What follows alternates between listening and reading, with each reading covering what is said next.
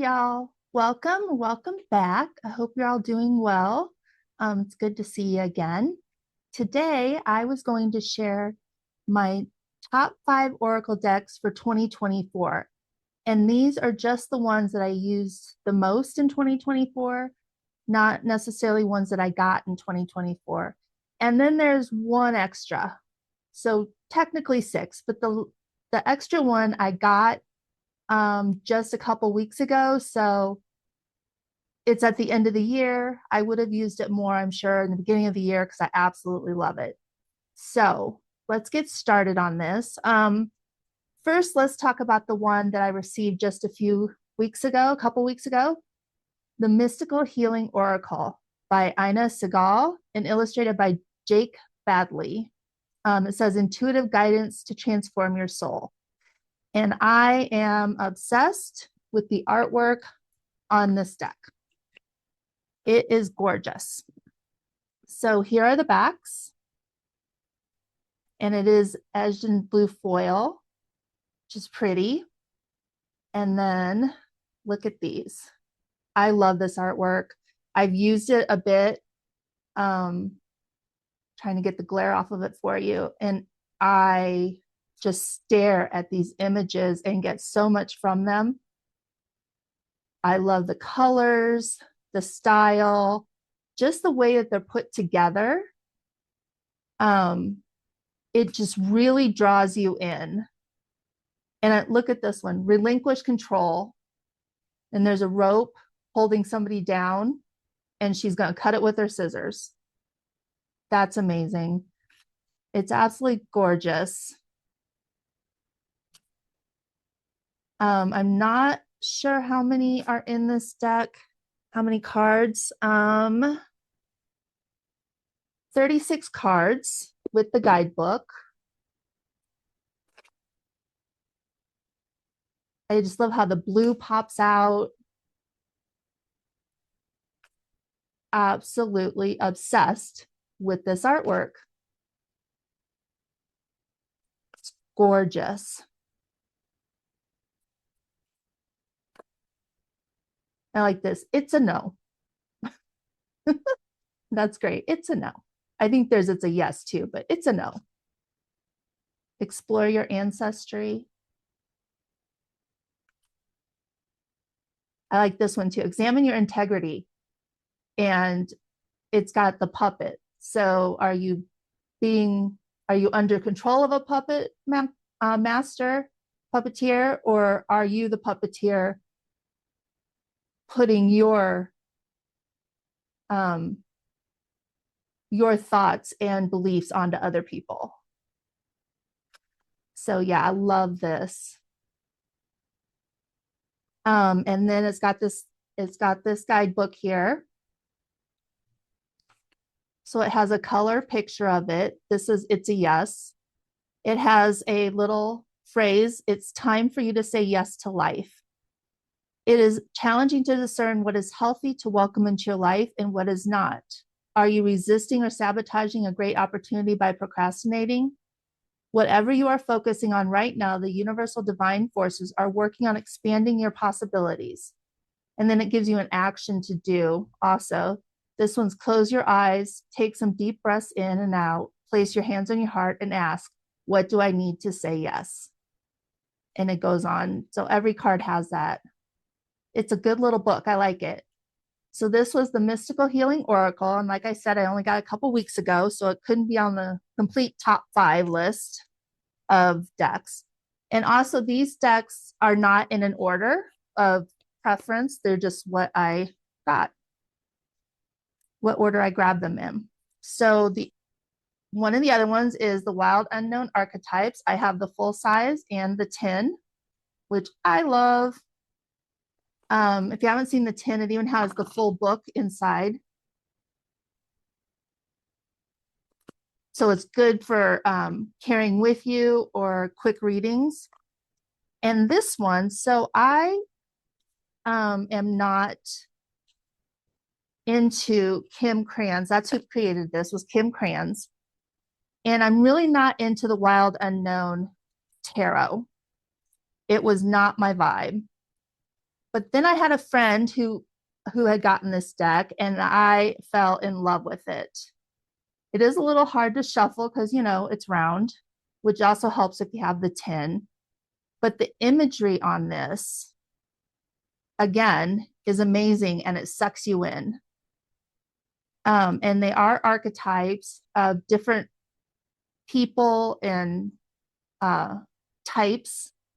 Like there's the maiden, the animal, the judge. See if I can get closer. Sorry about that. The starborn. Here's the crone. Love that because I'm a crone right now. I'm in my crone part of my life. Anyway, I absolutely love it. And I don't know what it is about this artwork that just draws you in and expresses so much. It just really gets in and touches your heart, and you're like, whoa. And you have to really think on some of them, like, what was that about? And it also, the book is also amazing.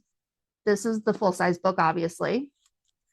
So it has each, well, let me go here. Let me go to the contents first.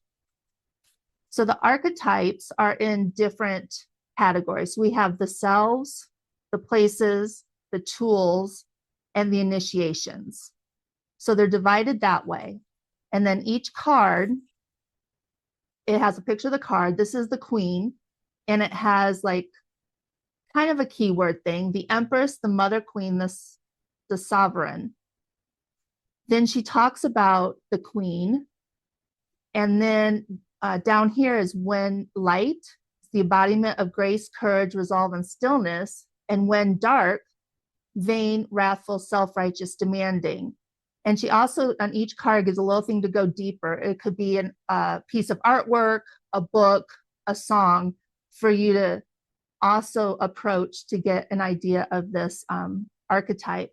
She always has these little phrases on the side too. This one says, the queen does not accept the hand of a prince, but claims the throne, knowing the king draws near. She is a magnet for the fully embodied masculine and entertains nothing else, nothing less. And on this side, there's also, on both sides, you'll get a little extra.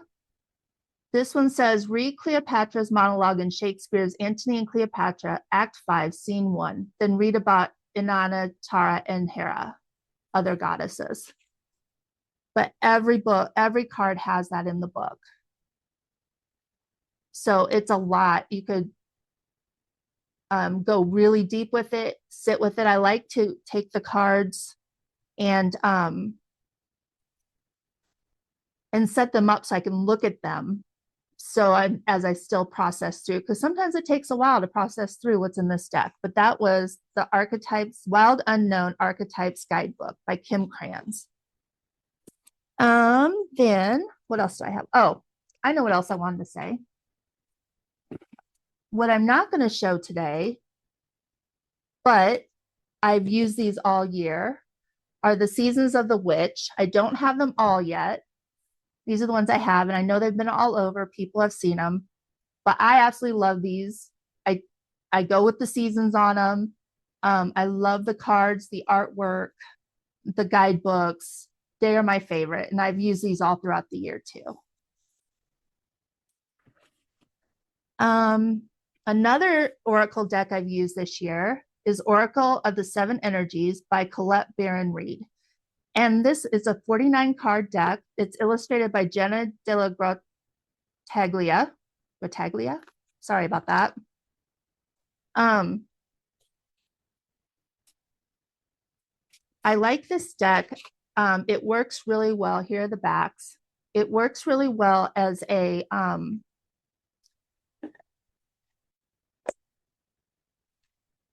to confirm a reading or to add to it. I also think the artwork's pretty. I like the cardstock. It's not sticky, it's smooth, but not too slippery. Trying to get that to not glow as much. And this one has really pulled out some really good information for me, clarifying.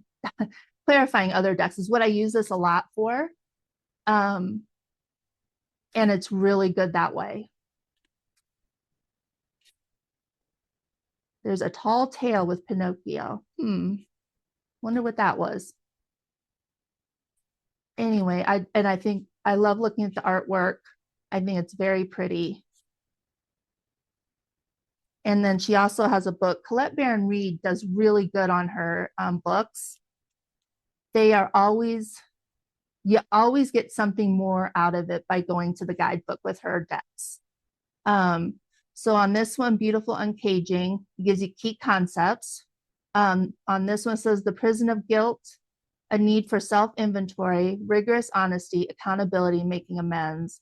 And then she goes on and talks about it and how you can have this beautiful uncaging in this card.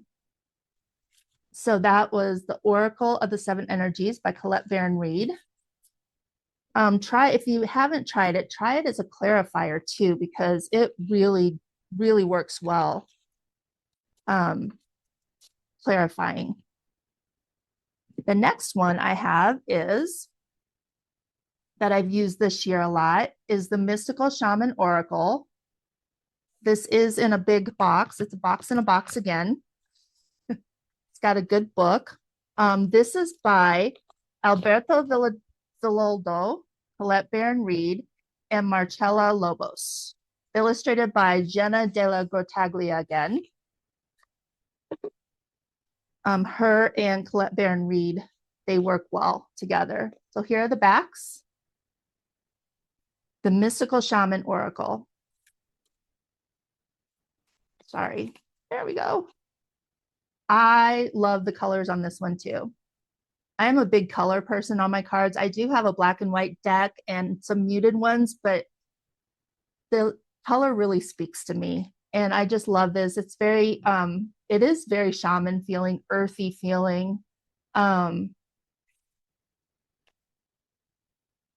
Touches on, here's the medicine wheel, it touches on the medicine wheel, the sacred animals. There's wind, the lower world. And this deck for me is really special. It's one of those I go to when I really want to get a message from my ancestors. And it speaks really well to me. I do have Native American ancestry. And this deck just really helps me connect with that and connect with the part of myself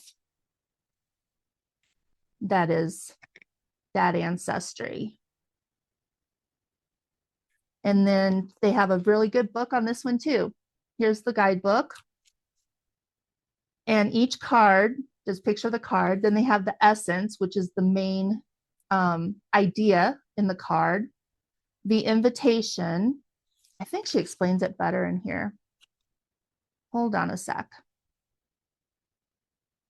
Bum, bum, bum. Well, I thought she did. Here we go. So the essence tells you the timeless message of the card. It expands the symbol until you grasp its message without your needing to analyze it. Always read the essence first. And then it goes to the invitation, tells you the gifts that spirit is extending to you at this moment. It is a call to action. Read the invitation only if your card is upright. And then we have the medicine.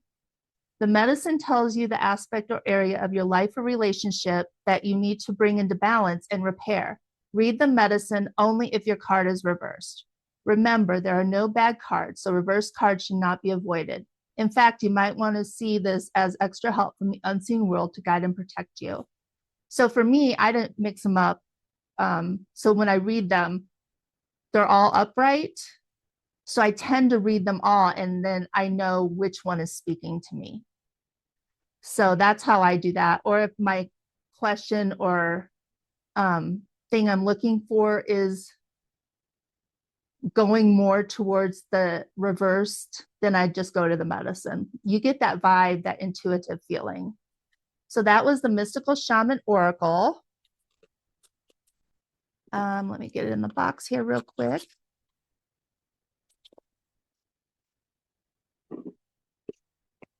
All right. Next, we have, oh, if I can get it, the Dark Mirror Oracle cards by Laura Sava. Now, I first saw these on YouTube with a tarot reader called Antphrodite, your pop culture psychic, as he's called. This is the guidebook. And I was fascinated with this deck. I use it for shadow work to the backs. And it goes deep. It is dark, but I love how they set the cards up and the artwork on it. It really calls to you and invites you to really, really go deep. He used it on some of his celebrity readings. I know he did use this a lot with Britney Spears on readings he's done for her in the past before she was released. Not set free in a way. Anyway, so that's this Fated to Suffer. God, I love this. Look at that. Atonement. So this deck, but it is dark. So beware.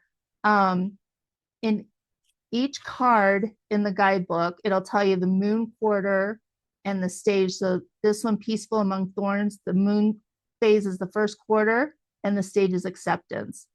The spiritual can't solve the material, but it can transcend it. And then it has a visual seed, which talks about the picture on the card. And then it gives you just one sentence: coexistence of the material and the spiritual is the human way to enlightenment. And then going dark is where you get deeper and deeper into it. Let's see if I can find this card, Peaceful Among Thorns. Maybe. See how long it takes me.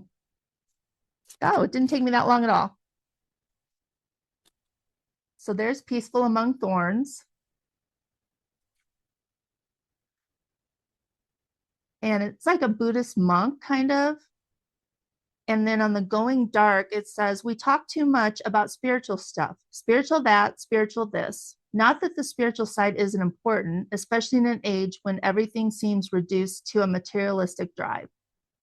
But aren't we going too much to the other side?